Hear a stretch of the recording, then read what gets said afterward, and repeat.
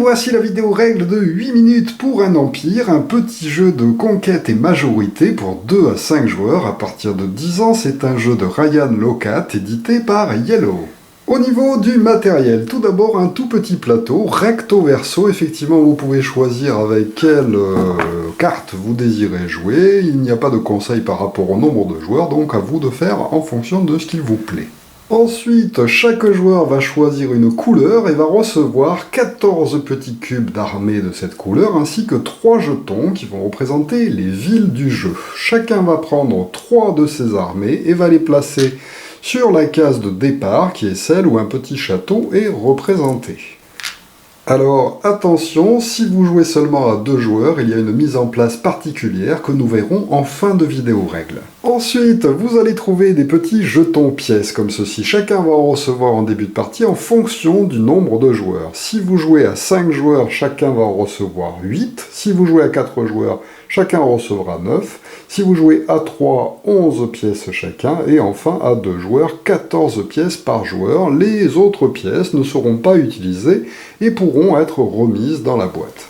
Vous trouverez aussi un ensemble de petits jetons spéciaux, comme ceci, qui ne seront pas utilisés sur les parties d'initiation. Effectivement, ils font partie d'une variante avancée, donc pour l'instant, on pourra les remettre dans la boîte. Enfin, nous avons un paquet de cartes qui sera bien mélangé et disposé comme ceci au-dessus du plateau de jeu, avant de tirer 6 cartes qu'on placera au-dessus du plateau. Alors attention de les mettre bien au-dessus, en fait, des symboles dessinés sur le plateau de jeu, car ce qui est marqué en chiffres va avoir une utilité. Nous sommes donc prêts à débuter la partie, mais tout d'abord, quel est le but du jeu? Eh bien, nous sommes sur un empire et chacun représente un seigneur qui va tenter d'étendre son territoire en capturant et en prenant le contrôle de différentes régions, ainsi que de continents. Effectivement, les continents, en fait, c'est tout ce qui donne sur la mer et qui est cerné par le bord du plateau de jeu. Donc, par exemple, sur cette carte, un continent, un deuxième, un troisième continent et un quatrième continent.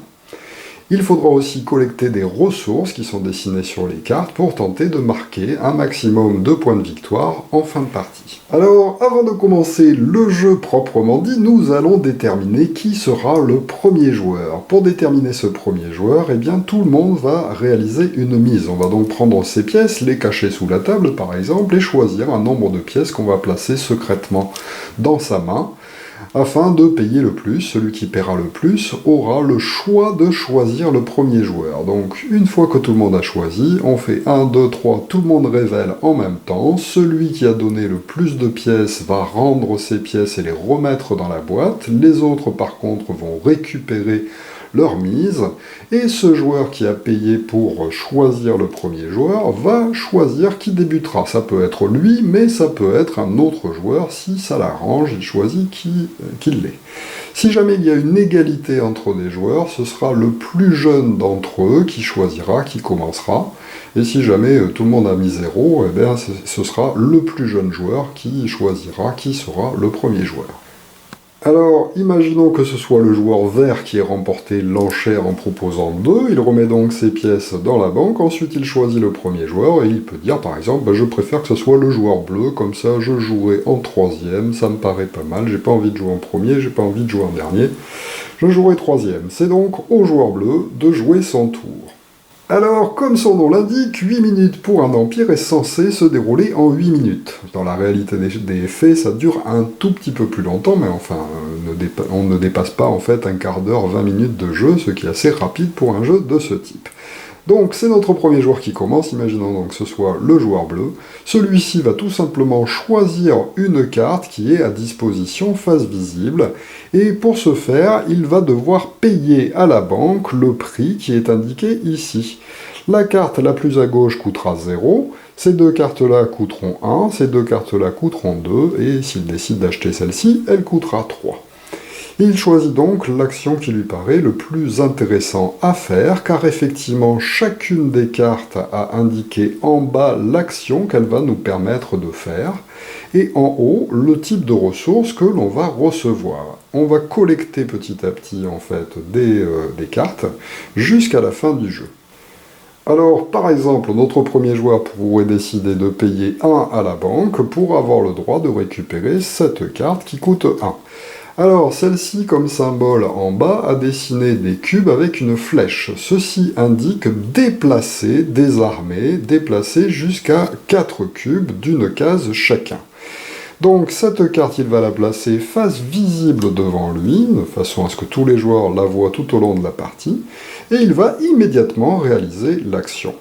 Donc là, pour l'instant, le joueur bleu n'a que 3 cubes, il ne peut donc déplacer que ces cubes-là, mais il peut en déplacer moins, car effectivement, chaque déplacement de cubes d'une région à une autre va coûter 1 en fonction du nombre de cubes dessinés sur la carte. Là, il y a 4 de représentés, il va donc pouvoir effectuer 4 déplacements. Il pourrait donc décider de faire, par exemple, 1 ici, 2 là, 3 avec celui-là, et 4 hein, en déplaçant une deuxième fois ce cube. Effectivement, on peut déplacer plusieurs fois un cube à chaque fois pour un cube dessiné sur la carte. Une fois son action terminée, eh bien on va tout simplement décaler toutes les cartes vers la gauche pour compléter les éventuels trous et tirer une nouvelle carte de façon à ce qu'il y ait toujours 6 cartes de disponibles pour le joueur suivant.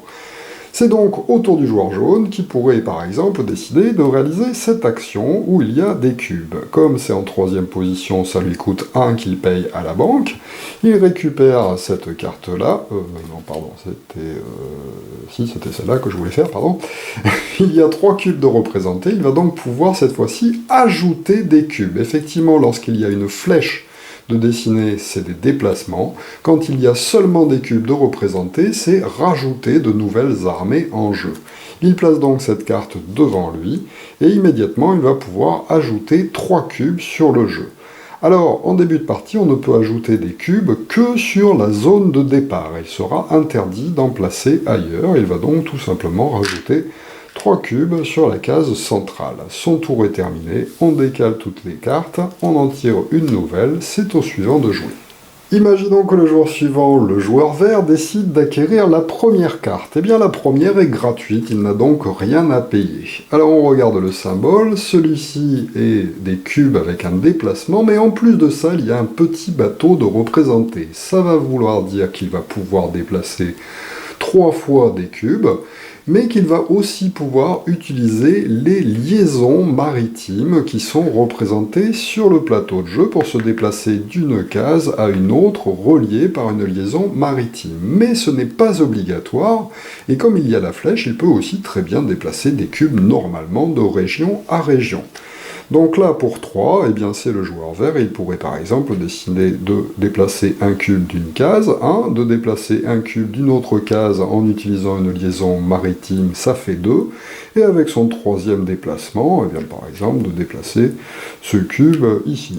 On décale alors évidemment les cartes vers la droite, on en tire une nouvelle carte, et c'est au joueur rouge de jouer, qui pourrait par exemple décider de prendre cette carte. Il paye 1 à la banque, il regarde la carte, et attention, ici il y a un slash de dessiné.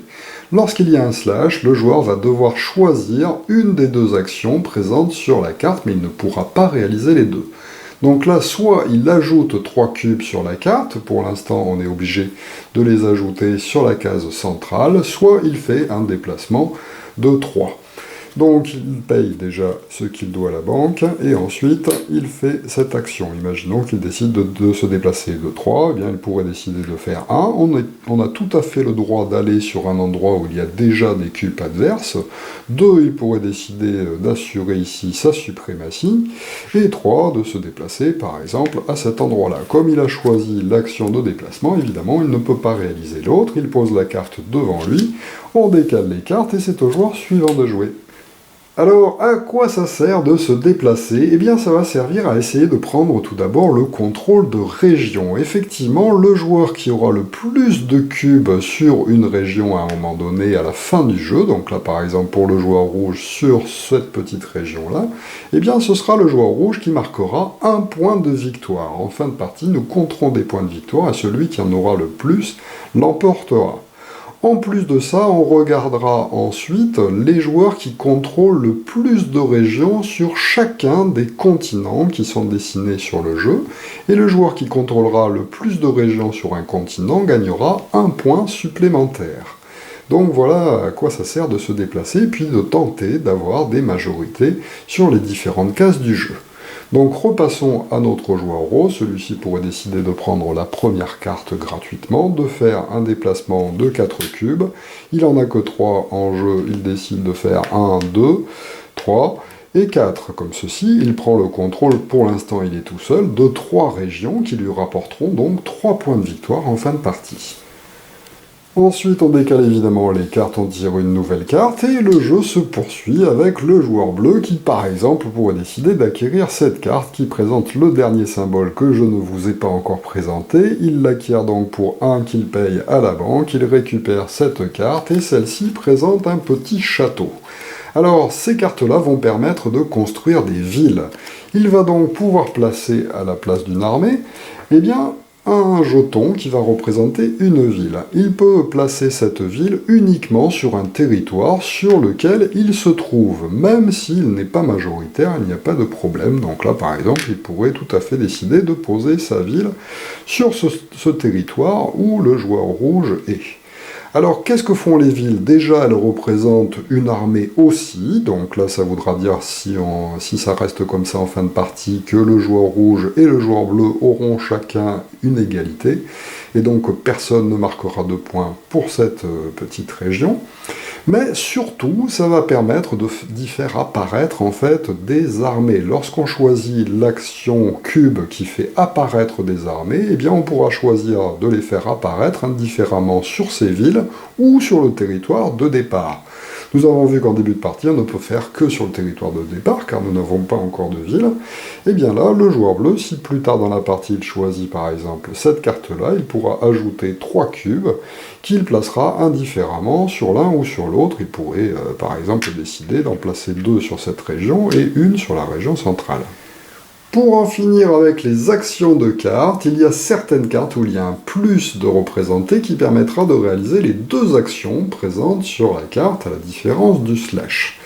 Ce symbole-là aussi existe, qui permet de retirer un cube d'un adversaire n'importe où sur le jeu, même si on n'est pas sur la case en question. Par exemple, si c'était le joueur bleu qui avait cette action-là, eh bien il pourrait décider d'enlever un joueur rose qui se trouve là et de le remettre dans la réserve du joueur concerné. Ensuite, il pourrait décider de placer un cube. Évidemment, on se sert plutôt de ces actions-là pour gagner des majorités. Donc là, le joueur pourrait, comme il est bleu, il pourrait décider de gagner ainsi la majorité, et puis de se rajouter un cube bleu. Le cube bleu, évidemment, il faut le rajouter soit sur une ville, soit sur la case centrale.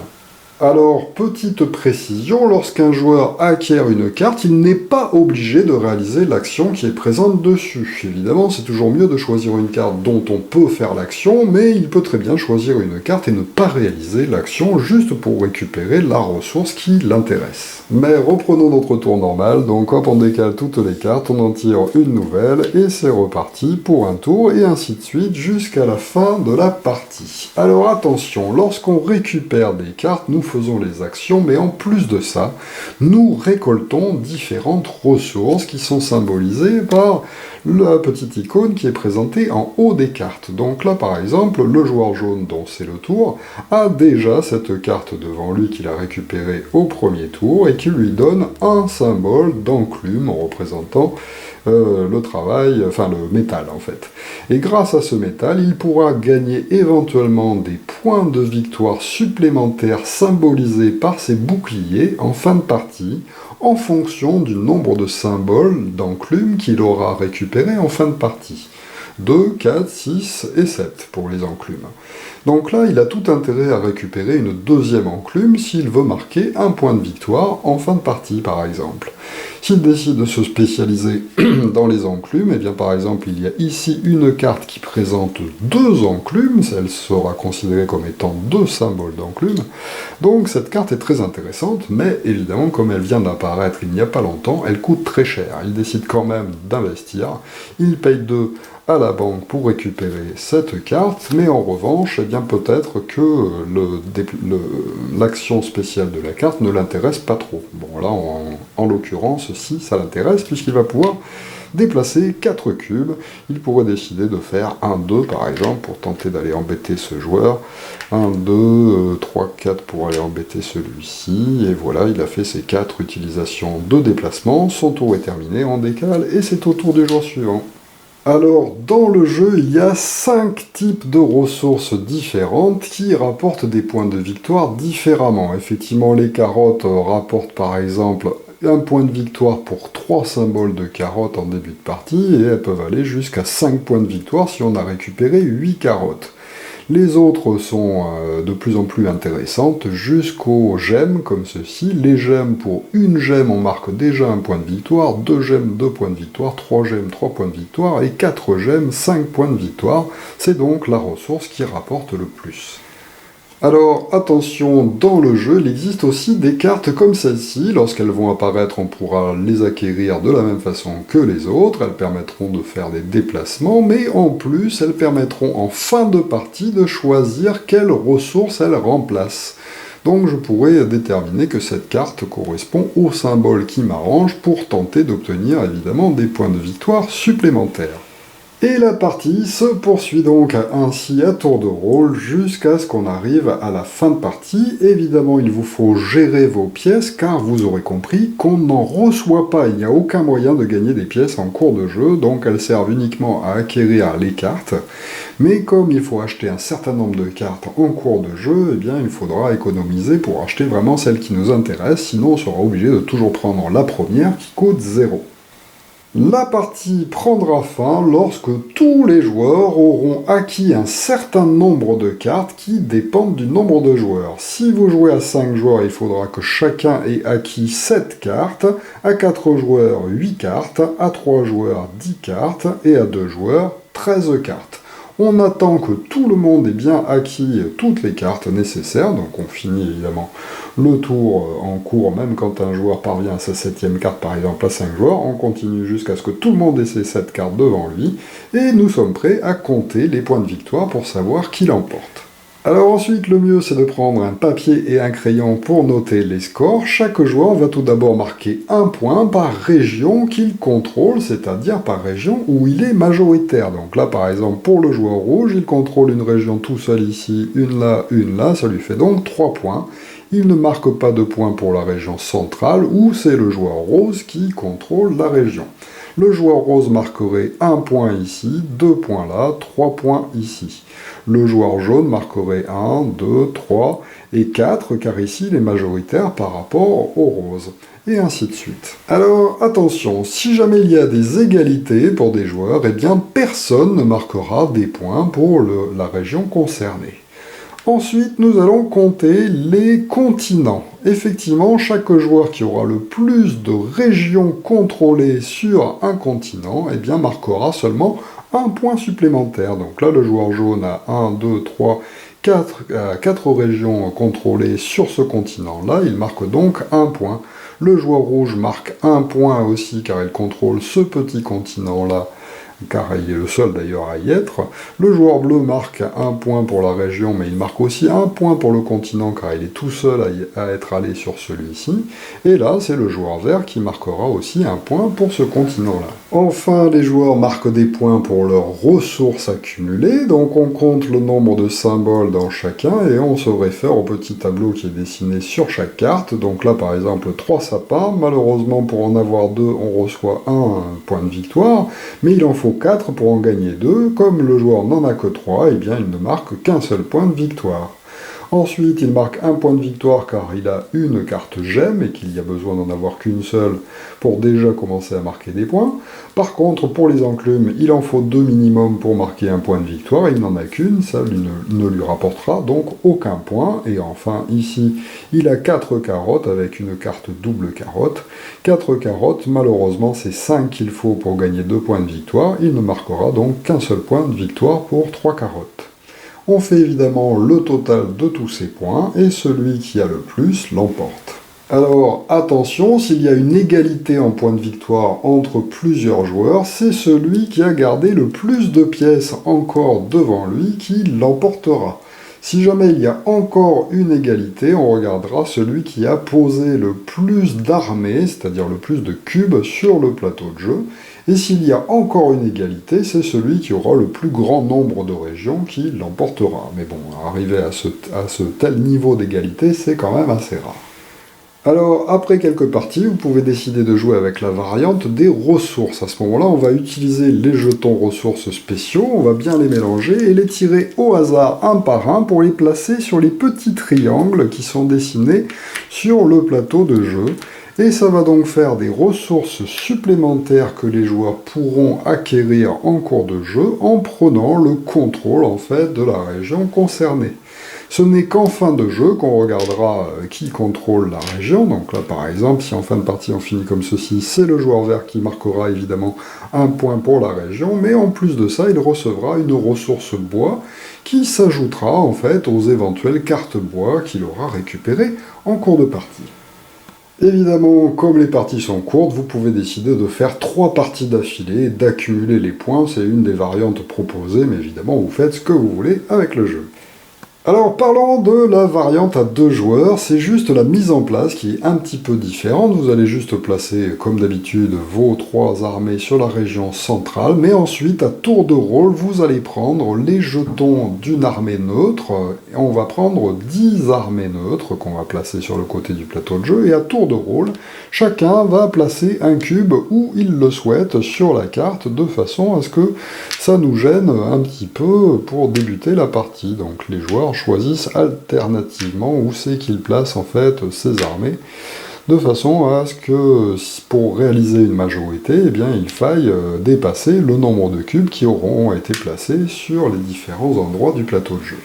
Voilà donc pour 8 minutes pour un empire. Alors 8 minutes comptez peut-être 8 minutes par joueur, enfin bien que en un quart d'heure, 20 minutes, a priori même à 5, c'est quand même relativement vite plié, même si on calcule un petit peu toutes les majorités des joueurs. Avec les versions avancées, ça peut être un petit peu plus long, mais c'est un jeu très facile à sortir avec des règles, vous l'avez vu, très simples à expliquer. Voilà, merci de m'avoir suivi et à très bientôt pour une nouvelle vidéo règles. Au revoir.